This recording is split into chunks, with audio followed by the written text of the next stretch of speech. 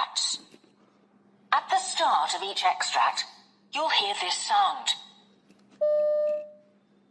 You'll have time to read the questions before you hear each extract.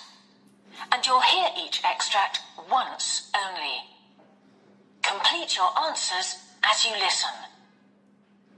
At the end of the test, you'll have 2 minutes to check your answers. Part A. In this part of the test, you'll hear 2 different extracts. In each extract, a health professional is talking to a patient. For questions 1 to 24, complete the notes with information you hear. Now look at the notes for extract 1.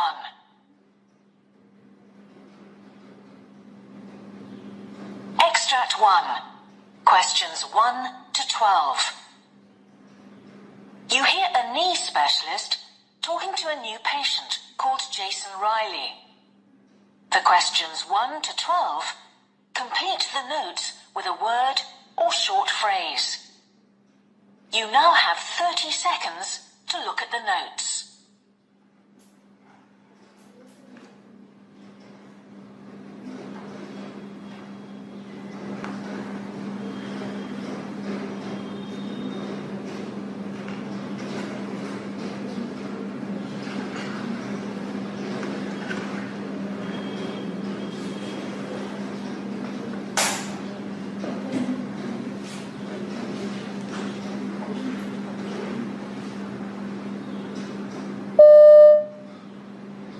Mr. Riley, you've been referred to me because of a problem with your knee. Is that correct?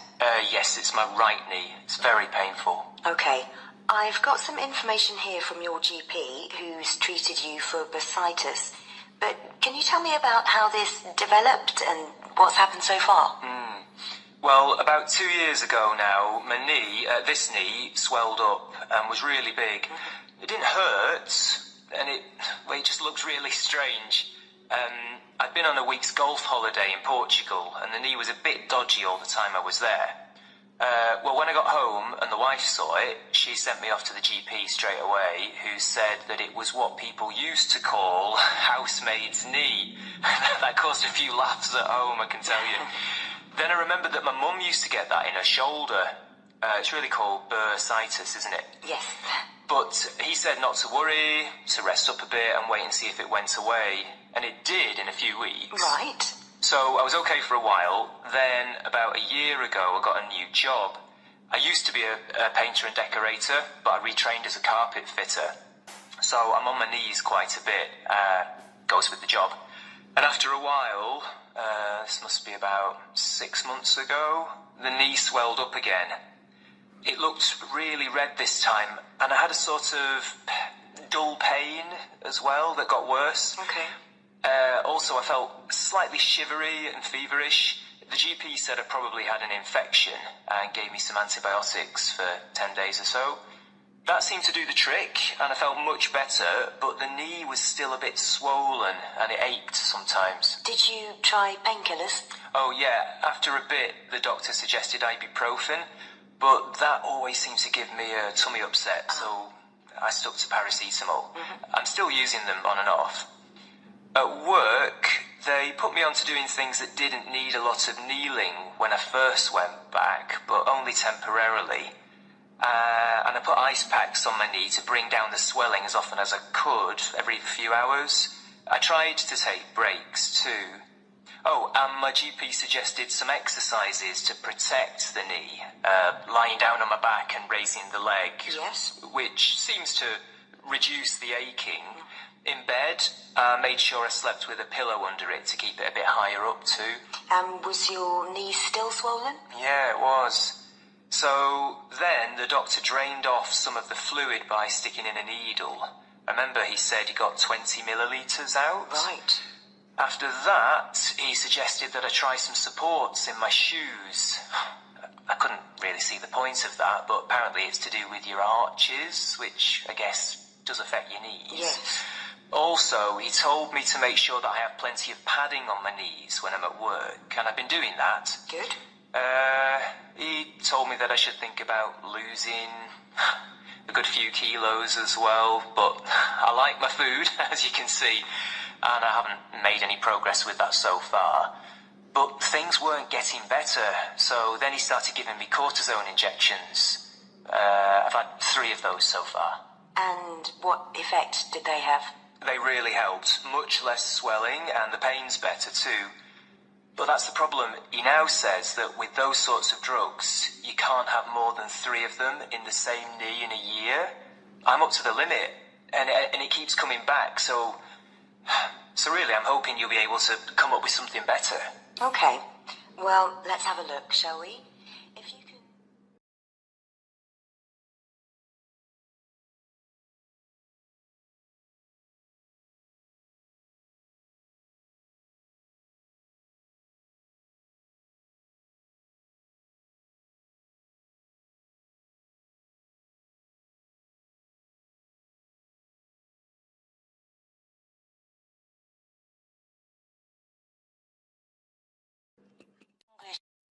Questions 13 to 24. You hear a neurologist talking to a new patient called Sylvia Gunn. For questions 13 to 24, complete the notes with a word or short phrase. You now have 30 seconds to look at the notes.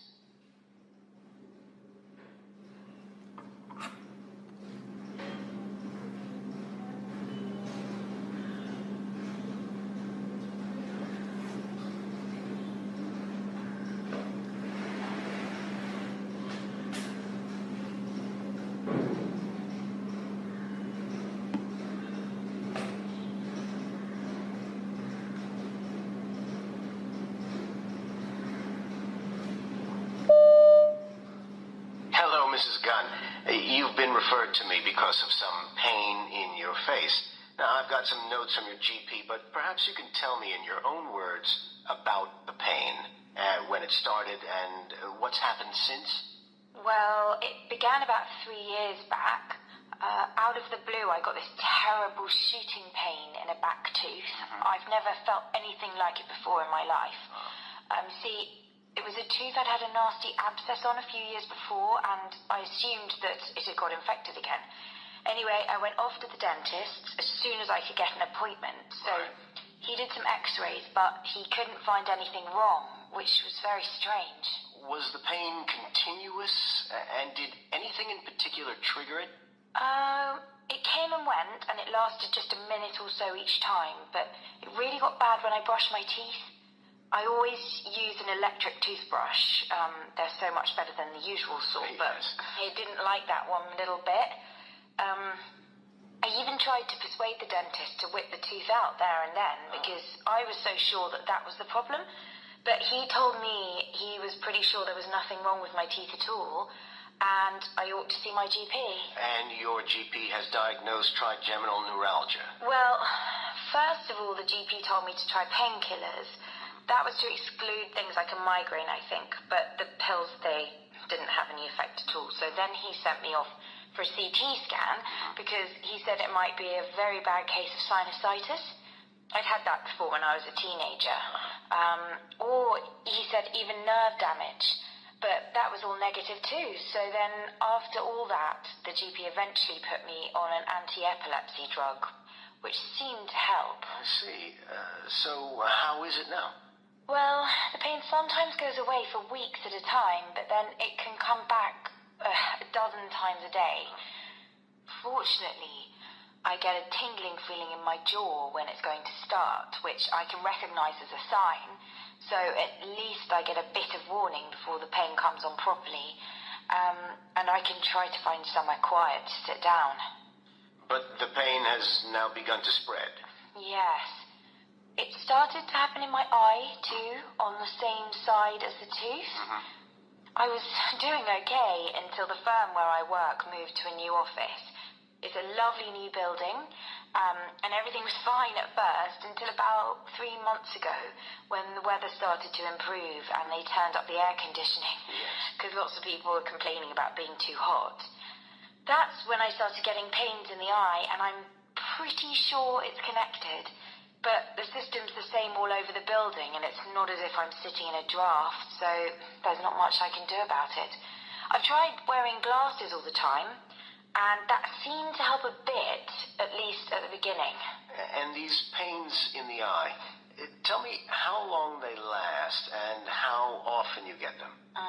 It's getting worse and worse. Over the last fortnight, it's been every day, and sometimes every hour, and it's really excruciating.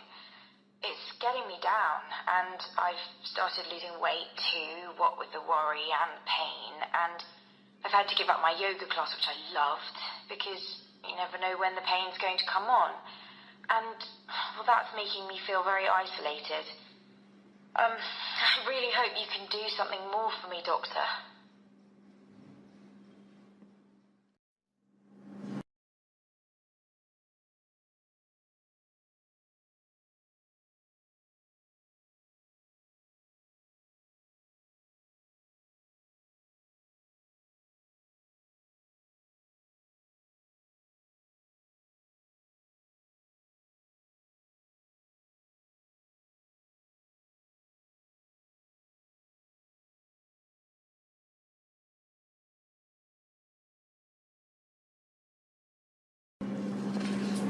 Part B. In this part of the test, you'll hear 6 different extracts. In each extract, you'll hear people talking in a different healthcare setting.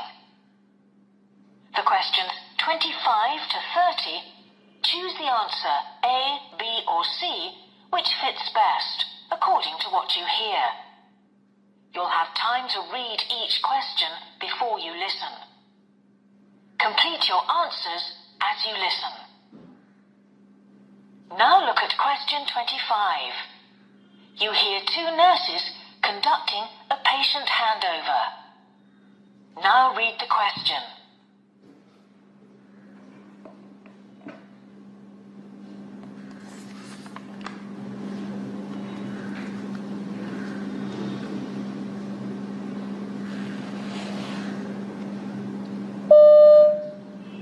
Mrs. Garner's a 73-year-old who came in because of an exacerbation of COPD. This is day 3. Today she's down for a repeat chest x-ray, and that's all booked in, and her leg dressings need to be done. She has bilateral ulcers. Oh, and you'd better chase up the report on her sputum sample. We should have had that back by now. Okay. There's a history of ischemic heart disease and type 2 diabetes, peripheral vascular disease, and peripheral neuropathy. She's been treated with IV antibiotics, steroids, and nebulizers. She's mobile with a walking frame, but gets breathless.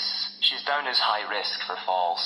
Sure. I'll continue to monitor her fluid intake and check that she sticks to the diabetic diet. Great.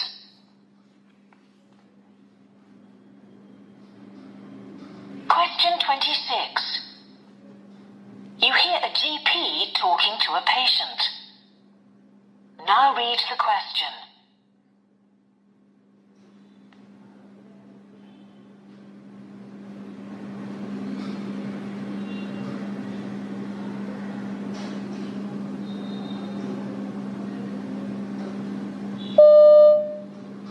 So, shall we have a look at your blood test result? So, what we're testing for is the level of hemoglobin in your blood.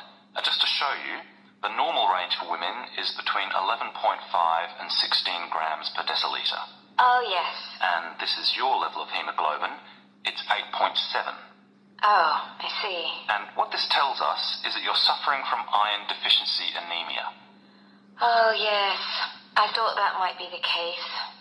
That would account for the lack of energy and the, lethargy. I think that's what you called it last time.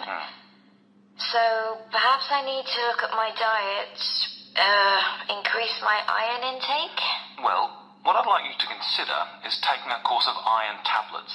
This can be a really effective treatment for the condition, and what it does is it supplements the amount of iron you're getting in your diet.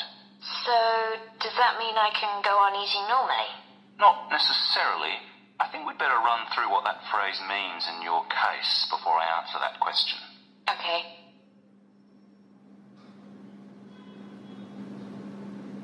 Question 27. You hear a senior nurse briefing a colleague about working in the recovery room. Now read the question.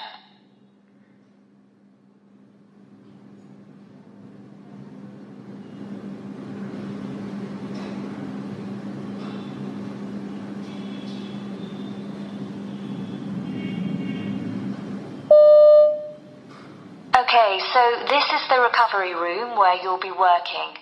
Patients come here directly from theatre. It's their first stage recovery before going back to the ward.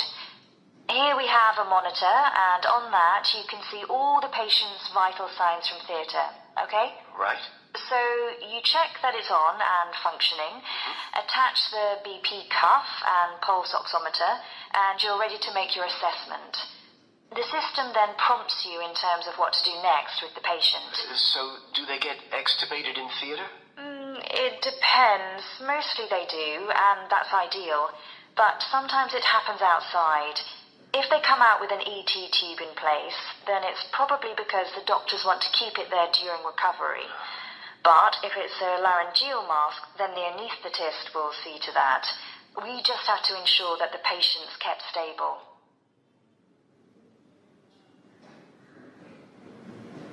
Question 28. You hear a dentist talking to a patient. Now read the question.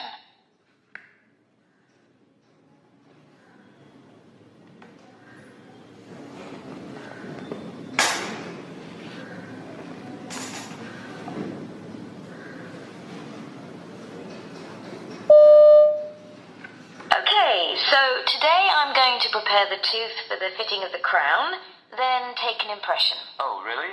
I thought I was having the tooth filled. Have I got the wrong end of the stick then? Okay, well, if you remember, last time you were here, we discussed the various options for the tooth because there's already a big filling in it that's fractured. Yeah, and I thought you said you'd be replacing the metal filling with a tooth-coloured filling made out of some sort of composite material. Oh, yes, I see. Actually, what we discussed was either a new metal filling, which may or may not stand the test of time because there's going to be a lot of stress on what's left of that tooth, or go for a tooth-coloured crown instead, which would be more robust. And is that what you quoted for in terms of the price? Oh, yes. Okay, let's go for it then.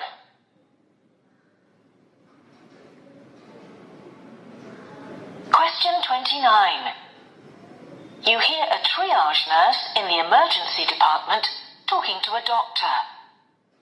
Now read the question.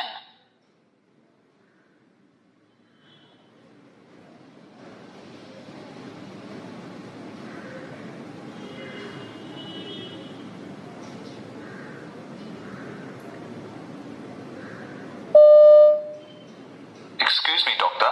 I'm getting concerned about one of the patients I've triaged this evening. He came in with pain in his right shoulder going down the arm, and I put him down for an ECG and blood work. But he's now saying he feels feverish, and he's asking me how long it's going to be before you can see him. I see. How long's he been waiting? Around half an hour. The thing is, he's got an infected wound on his leg. Says he's had it for a while, and it doesn't seem to want to heal. He didn't tell me about this initially. I've looked at the wound, and there's clearly inflammation and some discharge. But what's worrying me is that his speech is getting rather slurred, so I'm concerned that it might be sepsis. I think we should move him up the list. Okay. Thanks for flagging this up. I'll take a look at him straight away.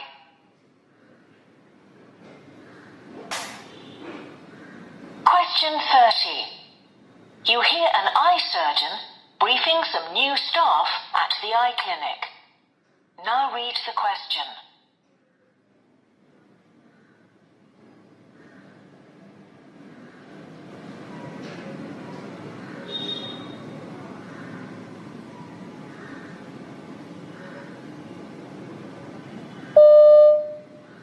One of the biggest challenges for us can be deciding what's normal and what isn't.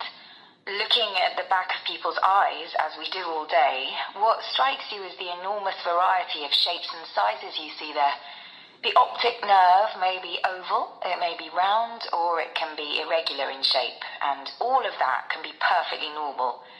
So we get lots of referrals, particularly of children, where an optometrist's observed something a bit funny at the back of the eye, and they want us to check it out. Well, that's fine. If they err on the side of caution, that's better than missing things. And from our point of view, it's all worthwhile. After all, it's only by looking at a great many healthy eyes that you learn to diagnose the problems that we need to deal with.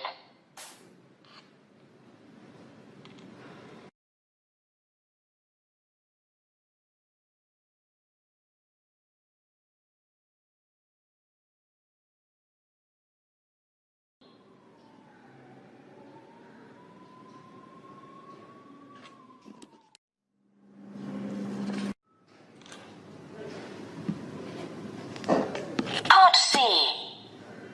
In this part of the test, you'll hear two different extracts. In each extract, you'll hear health professionals talking about aspects of their work. For questions 31 to 42, choose the answer A, B, or C, which fits best according to what you hear. Complete your answers as you listen. Now look at Extract 1. Extract 1, questions 31 to 36.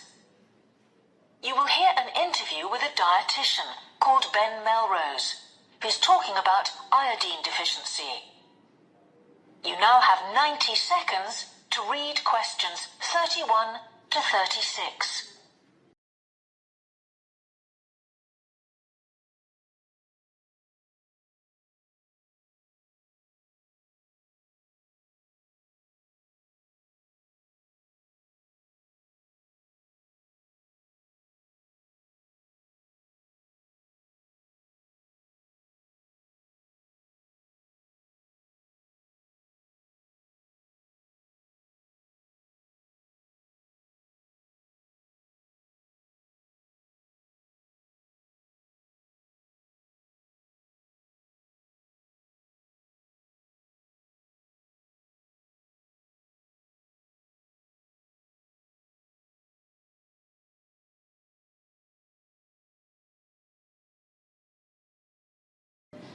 My guest today is a dietitian called Ben Melrose, and today we're going to be talking about iodine deficiency and some of the medical consequences of that. Ben, iodine is a trace element that's found in many foods. Why do some people not get enough? Well, in some parts of the world, this is an endemic problem. And it's not a question of dietary choice. We get iodine from various sources, like there's iodine in eggs and dairy foods. But by far the biggest source is the ocean. Fish that live in salt water and plants that grow in that environment are our main source of iodine. So we see relatively few cases of deficiency in Europe, for example, because such foods are plentiful there. But elsewhere, typically in the middle of large continents, it's a different story. There, people simply don't have access to sources of natural iodine. Obviously, poorer people in those regions are most likely to suffer deficiencies, but everyone's affected to some degree. And the consequences of iodine deficiency can be quite serious, I imagine. Yes, classic symptoms are things like muscular weakness, not being able to focus on the task in hand, and also a tendency to feel cold, even in hot weather. But the most widely reported symptom is actually a feeling of constant tiredness. Oh. Of course, there are tests that can determine the level of iodine in the body, and 150 micrograms is regarded as the minimum daily intake needed to avoid symptoms. And there are related conditions. A typical one is an enlarged thyroid, what's often called a goiter. So you've worked in South America, Ben, where I think it's quite common to see patients with a goiter. That's right. The case of one of my own patients illustrates this very well. Let's call her Mirabelle. Mirabelle's a middle-aged woman whose home is high up in the Andes Mountains. She lived in Europe for a number of years, where she enjoyed a varied diet and good health.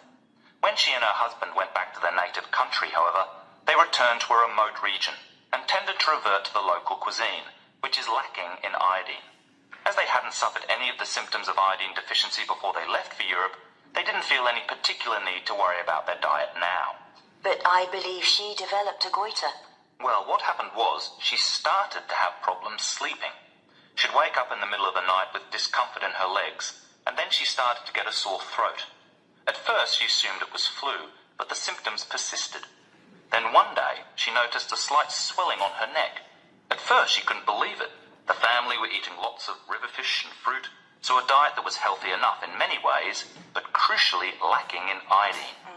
Knowing this, she'd been taking multivitamins since her return, so was initially skeptical until a test confirmed that this was the cause. So, were you able to help Mirabelle? I was able to work out a diet for Mirabelle that made the most of the natural sources of iodine that were available to her. I also encouraged her to eat Brazil nuts. These are a good source of selenium, which actually helps the body to absorb the traces of iodine which are present in other foods. Oh. I also advised her to steer clear of certain processed foods, like bread made with flour improver, because these actually impede the body's ability to absorb iodine. I left it up to her whether or not she continued with the multivitamins. So, what conclusions do you draw from Mirabelle's case? What it made me think was that millions of people on this planet must be existing on the brink of iodine deficiency, and that's a cause for concern. Like Mirabelle, when you're young, the body can cope, but this takes its toll with time. Another thought I had was, did Mirabelle become more susceptible to the effects of iodine deficiency as a result of the iodine-rich diet she'd enjoyed in Europe? I couldn't say, but that certainly seems to warrant further study.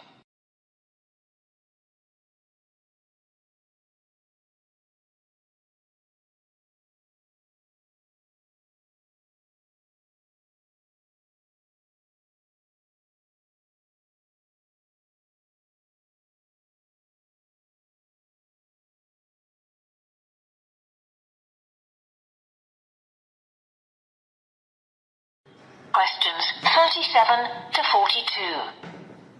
You will hear a plastic surgeon called Norma Woolston giving a presentation about surgical treatment for a condition called Dupuytren's contracture. You now have 90 seconds to read questions 37 to 42.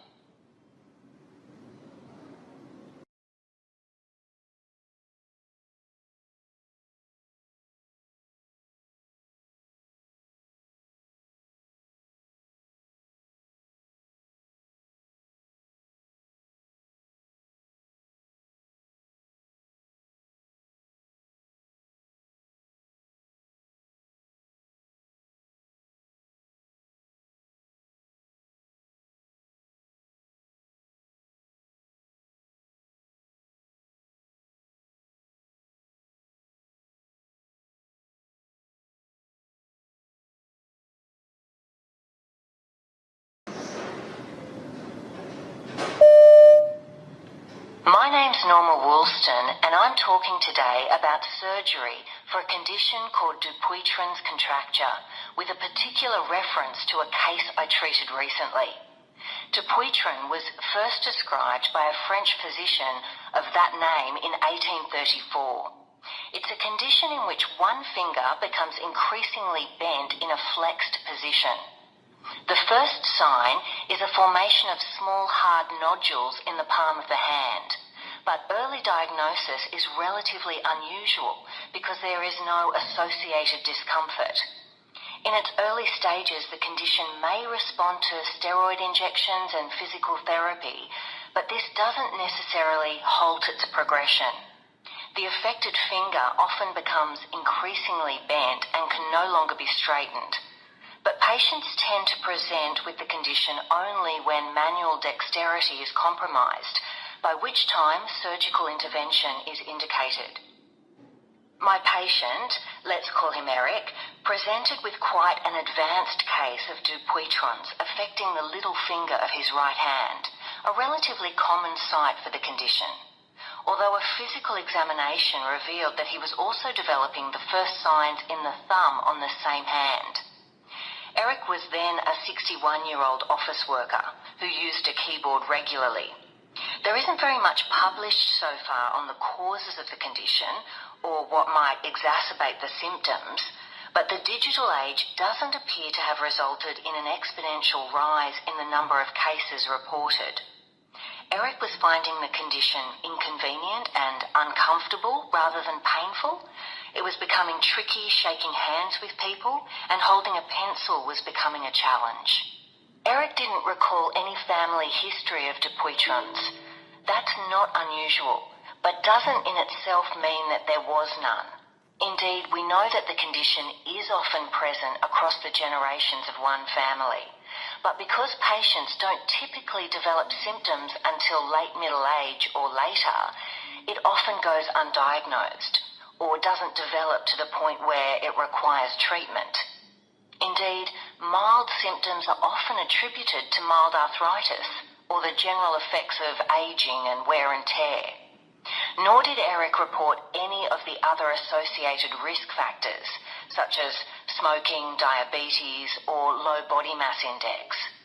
It's worth noting, however, that he was of classic Northern European appearance, tall and fair-skinned, and Dupuytren's is known to be much more common amongst Northern Europeans than in other populations. In Eric's case, the condition had progressed to the point where surgery was indicated. It was clear to me that what was required was a fasciotomy to straighten the finger. Eric had some misgivings about this, as he'd heard about less invasive treatment options. But I explained to him that, taking into account the extent of development of the diseased tissue and the specific site, this was the only option, and he agreed to go ahead with the procedure. Fortunately, Eric was generally in good health, was taking no medications for other conditions, and had no concerns or negative history relating to general anaesthetic. This was much the preferred option because, although the surgery isn't lengthy, usually between 30 and 40 minutes, it does call for a complete immobilization of the hand. After the procedure, Eric was using a sling and pillows at night to hold the wound site high up and so prevent a build-up of fluids. I'd explained that wearing a sling when out and about also provides a degree of general protection. It's a remarkably effective way of signalling to other people to keep their distance, as the hand is very sensitive to knocks. But actually, he'd taken plenty of time off work, so this hadn't been a problem for him. Indeed, when I saw Eric at the follow-up appointment, the wound was healing well. His notes showed, however, that the sutures hadn't all fully dissolved after surgery, and that this had been a source of discomfort. Worried that perhaps there was an infection, he'd consulted a nurse, who'd removed them and also taken the opportunity to excise some excess scar tissue, which had formed at the site. I reassured him that this was by no means unusual and wasn't a cause for concern. I was pleased to see that when he returned for the final consultation, Eric's wound had generally healed well. As is the case with many Dupuytren's patients, however, Eric volunteered that, despite my careful explanation at our first consultation about the treatment and recuperation period, he'd entirely underestimated the impact of the surgery on his daily life and how long the disruption would continue. That said, his finger is now much straighter. This treatment for Dupuytren's never completely straightens the finger, nor restores full use, but he'd been aware of that from the outset and had no complaints on that score. So far, apart from the initial indications in his thumb, there is no sign of recurrence, although this is relatively common, especially over time.